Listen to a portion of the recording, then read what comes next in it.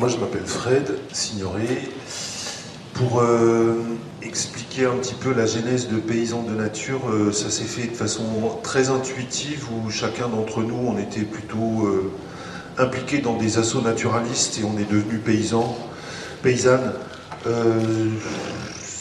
Sans trop, enfin, pour ma part, intellectualiser les raisons pour lesquelles ça arrivait, c'était plus un peu marre de faire du bureau, et puis aussi un sentiment d'impuissance à travers les outils institutionnels de la conservation de la nature. Moi, j'étais beaucoup impliqué dans les MAE, donc une politique publique assez richement pourvue financièrement. Dans le territoire jeté, c'était 4 millions d'euros par an, sur 15 000 hectares de contrats, avec une érosion de la biodiversité continue et une érosion du nombre de paysannes toujours continue, donc une sorte d'échec. Et du coup de se dire finalement toute cette énergie depuis 20, 30 ans, par énormément de techniciens, d'implications politiques, tout ça pour ça, et finalement de s'installer sur une centaine d'hectares avec le sentiment que c'était pas si compliqué que ça, et que du coup on avait des résultats assez spectaculaires assez vite, et avec peut-être moins d'argent public, même si ça mériterait d'être évalué. Et du coup, voilà comment l'installation, mon installation en tout cas se fait, et comment d'autres ont envie de faire la même chose ailleurs en France et aussi autour de la ferme en Marais-Breton. Et à partir de là, on commence à se dire, mais en fait, il y a un truc là, il y a une stratégie peut-être à diffuser, à proposer. Et en fait, on se rend compte que c'est quand même beaucoup à contre-pied de tout ce que l'on faisait dans les assauts de protection de la nature, qui était plutôt consensuel, c'est-à-dire essayer de s'adresser au plus grand nombre d'agriculteurs en essayant de les faire progresser par petits pas, par mesures contractuelles ou réglementaires. Et finalement, on s'épuise, on y passe beaucoup d'argent, d'énergie, et il ne se passe pas grand-chose. Donc on se disait, pourquoi pas un pas de côté. Donc on l'a fait, nous, au sein de la LPO, parce que c'était un peu là qu'on avait grandi.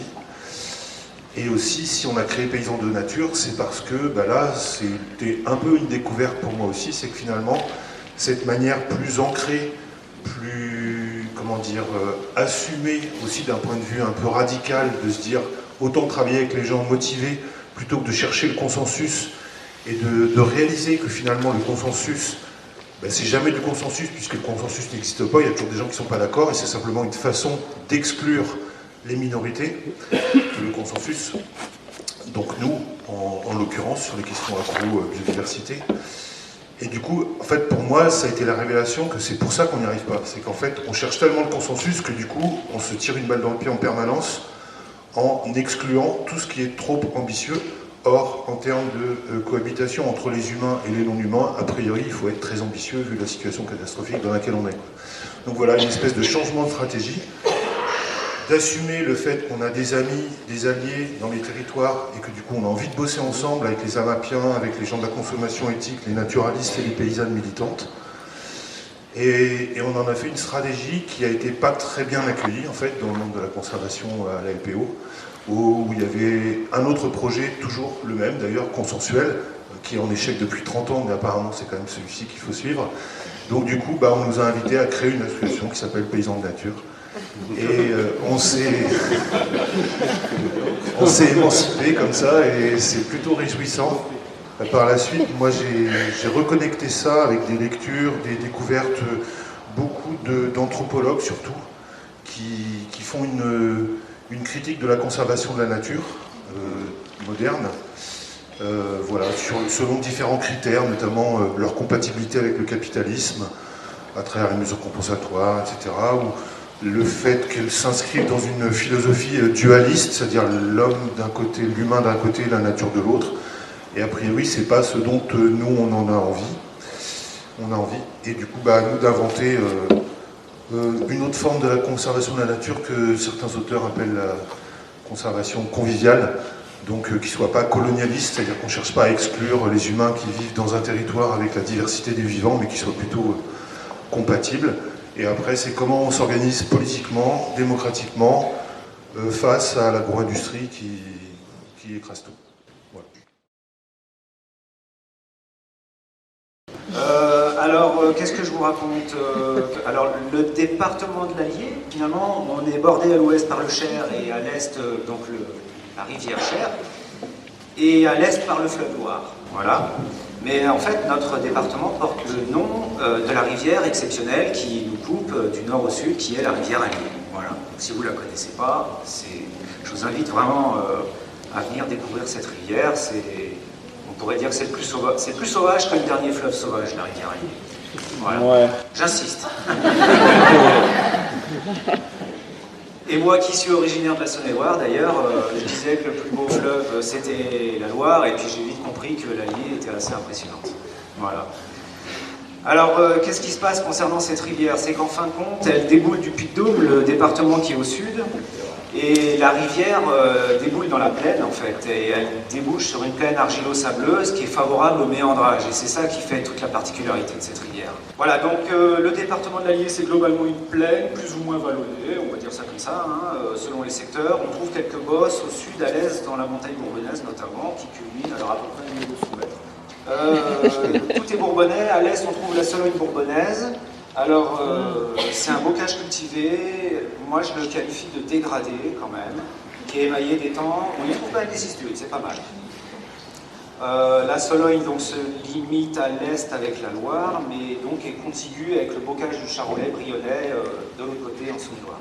Voilà. Au nord-ouest, le bocage bourbonnais, plutôt préservé, dans lequel on se trouve aujourd'hui ici. Donc concrètement, on est dans le bocage bourbonnais. Qu'est-ce que je vois? Voilà, donc j'avais noté que le bocage bourbonnais mériterait d'être plus connu. C'est vrai qu'on ne le vend pas bien, notre bocage. On parle toujours des Bretons. Je sais qu'il y en a. Mais franchement, le bocage bourbonnais, alors j'ai pas retrouvé de notion de surface et tout ça, mais il s'inscrit vraiment dans une grande entité globale. Je vous ai dit la Saône-et-Loire à l'est, et donc le bocage bourbonnais, il se prolonge au sud avec la Combraille qui est un petit peu plus vallonnée, à l'ouest, vers le Cher et tout ça. Alors bon, vite fait, du point de vue agricole, le département comptait en 2020 4356 exploitations. Bon, ça nous fait une belle jambe. Mais ce qui est important de noter, c'est que c'est majoritairement de l'élevage, c'est clair. Et d'ailleurs, ouais, on note que les 3/4 de la SAU sont des surfaces fourragères. Alors, surfaces fourragères, c'est pas que des belles prairies permanentes, machin et tout. Dans le fourrage, vous savez comment c'est, il y a même du maïs fourragé. Voilà, et j'avais noté aussi que seuls quelques secteurs, notamment au sud du département et en Val d'Allier, sont véritablement spécialisés en grande culture. Voilà, donc on est vraiment sur un territoire d'élevage. Alors les géologues, ils vous diront qu'il suffit de regarder le paysage pour avoir une idée générale des sols. Ça, souvent, quand la terre elle est bonne, le paysage, il est ravagé. Franchement, bassin parisien, clairement, voilà. Bonne de quel point de vue? Bonne du point de vue agronomique, on est d'accord. Ouais, ouais. Voilà, donc ici le bocage c'est révélateur non pas d'une mauvaise terre, mais plutôt de l'hétérogénéité des sols. Voilà, ici on a l'habitude de dire qu'on saute la bouchure. Alors la bouchure dans l'Allier c'est la haie, on dit la trace aussi. Tu sautes la bouchure et tu changes de couleur d'argile. Mais ça c'est clair, hein. Parfois chez moi je change de parcelle et j'ai pas tout à fait le même sol. Voilà, donc bon voilà, de ce fait la culture n'est pas très rentable. Bon, je vous fais pour finir une petite définition, ma définition du bocage, pas celle que je prends sur Wikipédia. Alors, quand on parle de bocage, on parle évidemment de la structure de parcelles et de haies, okay, mais on parle aussi des éléments qui le composent, donc les haies bien entendu, les arbres, les prairies, les cultures, et puis après des éléments, les infrastructures agroécologiques, n'est-ce pas? Les mares, les rivières et les marais, s'il en reste, il faudrait qu'on cherche parce qu'il n'y en a pas beaucoup des marais de plaine. Alors de mon point de vue, le bocage c'est quand même une curiosité en écologie. On nous dit que c'est intéressant pour la biodive, mais pourtant c'est complètement anthropique. Ça a été complètement créé par l'homme ce truc-là. Dans les écosystèmes, en termes de biodive, ce que j'appelle les hotspots, sont soit dans les interfaces entre les milieux, donc là je commence un peu, si vous n'avez pas fait le bocage première langue, je vous rassure, on aura plein d'ateliers, on va réexpliquer tout ça. Donc ouais, les hotspots c'est soit les interfaces entre les milieux, soit les espaces en transition, ça veut dire la transition c'est on part de la prairie, on arrive à la forêt, et tout ce qui se passe entre les deux, en général c'est là qu'il se passe des choses dans le vivant. Donc c'est le milieu ouvert qui se referme, c'est la prairie qui devient forêt. Et en fait, c'est ce devenir qui fait foisonner la biodiversité. Mais en fait, pour ses besoins, l'homme, il a figé les milieux, en fin de compte, parce qu'ici, on cultive de l'herbe, des céréales, des arbres dans les forêts, parce qu'on cultive des arbres en forêt. La haie, elle constitue la transition, clairement. Et en fait, on a figé la transition, on l'a figé dans le temps par l'intervention de l'homme. Et c'est ça qui en fait cette espèce de spécificité, cette étrangeté, quoi. Et c'est pareil d'ailleurs pour les mares, en fin de compte. Originalement, c'est un trou d'eau qui est voué à se combler pour se reformer ailleurs, hein, la mare. Hein, c'est pas l'homme, sans l'homme, la mare c'était quelque chose de complètement temporaire. Voilà, et donc la mare, elle aussi, elle transitionne. Donc en cultivant ou en élevant des animaux sur des prairies naturelles parmi un maillage hétéroclite de haies, de bois, de mares, de rivières, en fin de compte, l'homme a construit petit à petit un système qui mime les mécanismes écologiques qui n'ont pratiquement plus de place pour exister aujourd'hui. Et donc finalement, je pense personnellement que le bocage, c'est aujourd'hui, on pourrait imaginer autre chose, mais c'est aujourd'hui le meilleur compromis entre l'homme et la nature. En tout cas, à mon avis, c'est la moins mauvaise des solutions.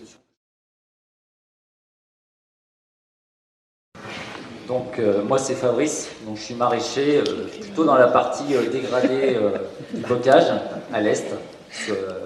En fait c'est un des coins que n'a pas précisé Romary, moi c'est Val-de-Loire Bourbonnais, encore un. Du coup qui se situe sur le Val-de-Loire juste à l'entrée de la Solène bourbonnaise. Donc dégradé parce que très clairement les haies ressemblent plus à des haies, c'est plutôt des clôtures arbustives comme j'aime à le dire. Voilà, donc moi je vais vous parler un petit peu des enjeux environnementaux dans l'Allier. Donc le maillage, il est donc, comme le disait Romary, plus préservé à l'ouest qu'à l'est. Il y a quand même une chose qui est assez commune. C'est sympa l'ambiance, c'est pas de saison. Du coup, oui, le maillage, il est plutôt préservé dans l'ouest. Il y a quand même une chose qui est quasiment uniforme sur toute la région, c'est l'empressement de l'homme à maîtriser ses haies et ses bouchures. D'ailleurs, comme disait Romary, les tailler 2 fois par an, ce qui fait que d'un point de vue écologique, c'est des éléments qui n'ont absolument plus aucun intérêt ou très peu d'intérêt. Il n'y a plus de floraison, il n'y a pas de fruits, l'habitat, bon, à part le moineau et peut-être le tarier-pâtre qui arrive à s'aventurer là-dedans, il n'y a plus grand-chose. Donc à l'origine, le bocage, c'est quand même des réservoirs, enfin c'est défini comme des réservoirs de biodiversité où la multitude des milieux et des interfaces devrait amener à avoir une biodiversité très importante, mais dans la réalité, moi je prends le cas par exemple chez moi, c'est des milieux où il ne se passe plus rien, quasiment plus rien. Du coup, ça devrait être des réservoirs de biodiversité, mais il manque beaucoup de zones, des zones d'interface avec des ronciers, des buissons épineux, des haies plus hautes, de la diversité dans les haies. Donc voilà. Donc globalement, il y a quand même des enjeux biodiversité importants sur la région. Plutôt grâce aux plans nationaux d'action, mais sur certaines espèces cibles, comme les pigrièches, les sonneurs, les chauves-souris et d'autres. Mais globalement, sur les espèces les plus communes, qui sont les espèces agricoles qui sont le plus menacées finalement, depuis 30 ans, la diminution est impressionnante. Sur des espèces qui étaient, à mon avis, très communes avant, les linottes, beaucoup de fauvettes. Dans les mammifères, on a les muscardins, les radis-moissons, les belettes, il y a les amphibiens, les insectes, enfin tout ça. Globalement, des enjeux, à mon avis, assez forts sur toutes ces espèces communes. Je vais juste empiéter 2 secondes sur un des ateliers où on parle de la biodiversité dans les haies, mais globalement, c'est des choses qu'on peut très vite changer. C'est-à-dire en 5 à 10 ans, finalement, on peut recréer un milieu hyper favorable avec toutes ces espèces en très très forte augmentation. Alors après, il y a aussi les enjeux fonciers sur cette zone du bocage. Donc l'agrandissement permanent des fermes, alors je parle de mon secteur, mais peut-être que c'est la même chose dans le secteur ici. Les fermes, c'est 300 à 400 hectares en moyenne. 110 en moyenne de l'année, donc chez moi c'est plutôt 300-400. C'est des très grosses fermes, vraiment des très grosses fermes. Du coup, les milieux sont beaucoup plus dégradés encore, puisqu'il y a quand même eu beaucoup de haies qui ont été détruites. Le problème majeur qui va se poser là, c'est le nombre de fermes qui vont arrêter leur activité. Des fermes vont arrêter l'activité, il y en a déjà qui arrêtent. Ça continue finalement à s'agrandir petit à petit. Il y a un gros problème majeur aussi qui commence à apparaître, c'est les fermes en bio qui vont arrêter aussi et qui n'ont pas de repreneurs. Et en fait, le point commun à tout ça, c'est le coût de ces fermes qui est hyper important. C'est même pas le fait de trouver ou pas des porteurs de projets, mais c'est vraiment un problème de coût de ferme. Je pense que c'est aussi le bon moment pour se positionner sur l'acquisition et puis sur la recherche de porteurs de projets et d'essayer de faire en sorte de pouvoir récupérer un maximum de terres et s'approprier ces terres par tous les moyens. Voilà. Tous les moyens, c'est par la force, on peut toujours essayer. Je pense que c'est pas la meilleure méthode. Mais voilà.